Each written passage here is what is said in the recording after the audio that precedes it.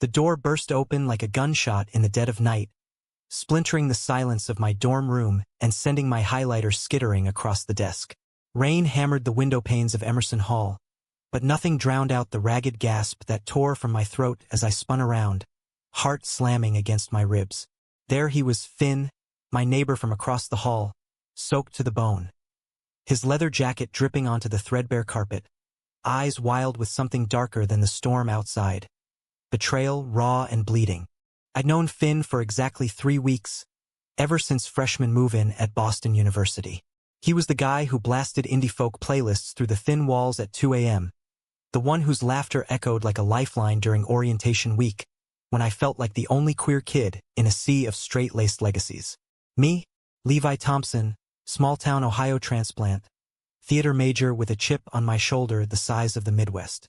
I buried myself in scripts and stage directions to forget the whispers back home, the ones that followed me after Dad found my hidden copy of Giovanni's Room and called it That Filth. College was supposed to be my escape, a chance to rewrite the script. But that night, as thunder rattled the old brick building, Finn's intrusion cracked open a plot twist I never saw coming. Finn? What the hell? I stammered, shoving my chair back so fast it toppled. My psych midterm notes fluttered to the floor like fallen leaves. But I didn't care. He looked wrecked. Black curls plastered to his forehead, a fresh bruise blooming purple along his jawline. His chest heaved under that damn jacket, the one he'd worn to every queer alliance meeting we'd both awkwardly attended. "They're coming for us, Levi," he rasped, voice cracking like the lightning outside. He slammed the door shut behind him, the lock clicking with finality. The notes, the threats. It's not just pranks anymore. I found proof. I froze, the hook of his words sinking deep. For the past month, BU's campus had been buzzing with unease. Anonymous flyers plastered on bulletin boards in the student union. Slurs scrawled in red marker, warnings to keep your kind in the closet or get shoved back in. At first, we chalked it up to election season bigotry. Trump's shadow still lingered like bad cologne. But then the vandalism hit. Lockers in the theater department keyed with epithets. A non-binary freshman's bike chained to a tree with a noose made of extension cords. The queer community was fracturing, whispers turning to shouts, and no one, not campus security, not the dean, seemed to give a damn. As the only 2 openly gay guys in our hall, Finn and I had bonded over eye rolls and late-night vents. But this was invasion. "Sit," I said, more command than kindness, grabbing a towel from my laundry basket. He collapsed onto my unmade bed, the springs groaning under him like an old Broadway stage. Up close, the bruise looked worse. Fist-shaped, deliberate. My stomach twisted. Who did this? He took the towel but didn't use it, just clutched it like a shield. Doesn't matter. What matters is the list.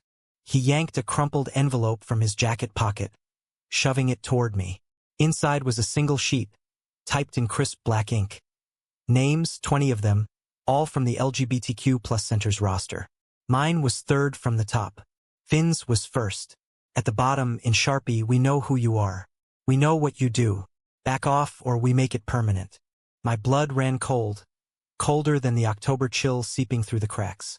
"This is from inside," I whispered, scanning the page. The handwriting matched the flyers. Slanted, aggressive. Someone on campus. Someone we know. Finn's eyes met mine, blue as the Charles River on a clear day, but stormy now. I thought it was just some frat bros blowing off steam. But tonight, I followed one. Saw him slip this under my door. "He's in our theater troupe, Levi. Jake Harlan. The guy who played Mercutio last semester. All charm and backslaps. Jake." The name hit like a stage light in the eyes. We'd shared green room laughs. Him ribbing me about my method-acting crushes on brooding leads. He'd even come to a Pride mixer once, nursing a beer and nodding along like he got it. Betrayal tasted like bile. "We tell someone," I said. But even as the words left my mouth, I knew it was hollow. The UC administration had buried worse. Remember the adjunct prof fired for lifestyle conflicts last year? No, this was on us. On Finn and me. That night, we didn't sleep. Curled on the floor amid my scattered notes, backs against the bed frame, we plotted like fugitives in a noir film. Finn's voice, low and urgent, wove through the rain's rhythm. His story of growing up in Southie, Boston's rough Irish enclave, where being gay meant dodging bottles from your own kin. My brother called me a disgrace before he split, he admitted, fingers tracing the bruise. But here, I thought I could breathe. I confessed my own ghosts. Mom's silent tears when I came out, Dad's Bible-thumping ultimatums. In that dim room, vulnerability bridged us. A tentative hand on his shoulder sparking something electric, unspoken. Not lust, God. No. But a recognition soul deep that we'd found our co-lead in this messed-up production. By dawn, the plan crystallized.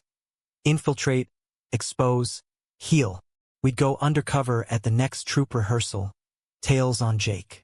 I'd play the wide-eyed ingenue, drawing him out. Finn, the brooding outsider, would document. It was risky.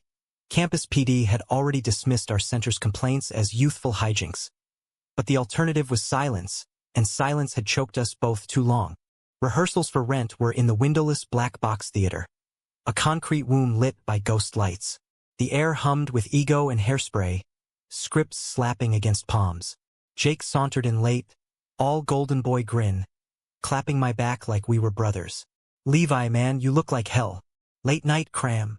His eyes flicked to Finn, lingering a beat too long, wary, assessing. Sykes kicking my ass? I lied, forcing a laugh.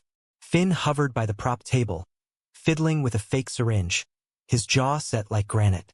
We ran lines, Mark and Roger trading barbs, but my mind raced. During break, I cornered Jake by the vending machine, casual as a cue card. Heard about those flyers. Messed up, right? He shrugged, popping a soda tab. Kids being kids. Why sweat it? But his grip tightened on the can, knuckles whitening. Bingo. That night, Finn and I holed up in his room. Mirrored chaos to mine, posters of Sufjan Stevens curling at the edges. We pored over photos snapped on his phone. Jake slipping notes into mailboxes, huddled with two others from the lacrosse team. It's a ring, Finn murmured. Our heads bent close over the screen. His breath ghosted my ear, warm against the chill. For a heartbeat, the world narrowed. No threats, no plots. Just us, two boys piecing together a fragile alliance.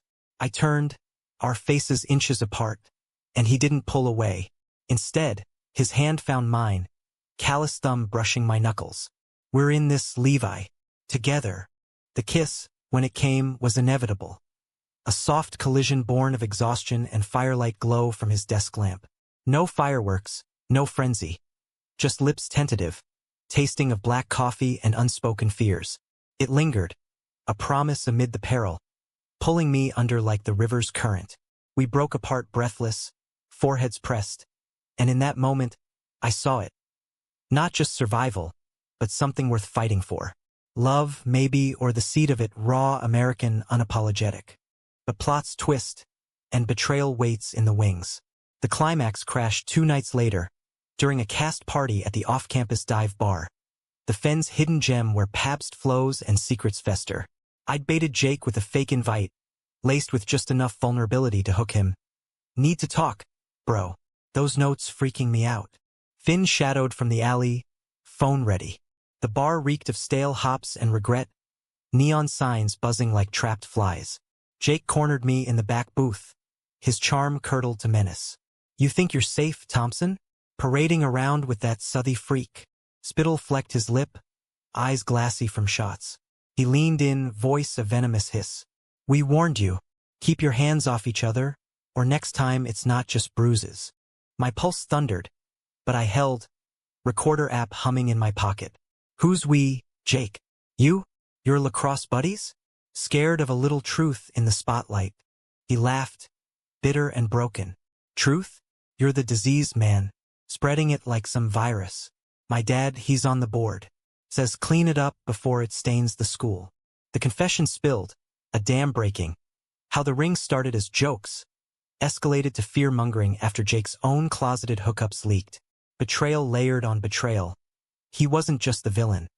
He was trapped, lashing out at mirrors of his own shame. Outside, Finn burst from the shadows as Jake lunged, fist cocked. Chaos erupted. Bottles shattering, shouts piercing the night. Finn tackled him, not with rage but restraint, pinning him to the wet pavement. Enough! Finn roared, rain mingling with the blood from a split lip.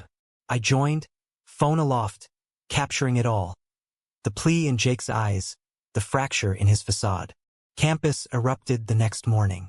Our video went viral on the student Slack, then TikTok, hashtags like BU betrayal and queer rising flooding feeds. Protests swelled on the commons, rainbow flags whipping in the wind, deans scrambling for pressers. Jake confessed in a tear-streaked interrogation, naming names, unraveling the ring. Suspensions followed, therapy mandates, a task force born from the ashes. But victory tasted bittersweet. Finn and I stood on the BU bridge at twilight, the city skyline a jagged promise. His bruise had faded to yellow, but the ones inside lingered. I almost lost you, he said, voice thick, hand slipping into mine. The river churned below, carrying leaves like discarded scripts. You didn't, I replied, squeezing back. We'd solved the problem, sure, exposed the rot, stitched the community tighter. But the real arc, it was us. In the heart of Boston's relentless grind, amid brick and ambition, we'd found grace in the grit. Not a fairy tale, but a humanism hard one. Forgiveness for Jake, in time. Strength for us, immediate. Love, tentative as a first read-through, but real. As the sun dipped, painting the water gold, Finn pulled me close. No grand gestures, just us, against the rail, breathing in sync. In America, where dreams clash like thunder, we'd rewritten our lines. And damn if it didn't feel like an encore worth the applause.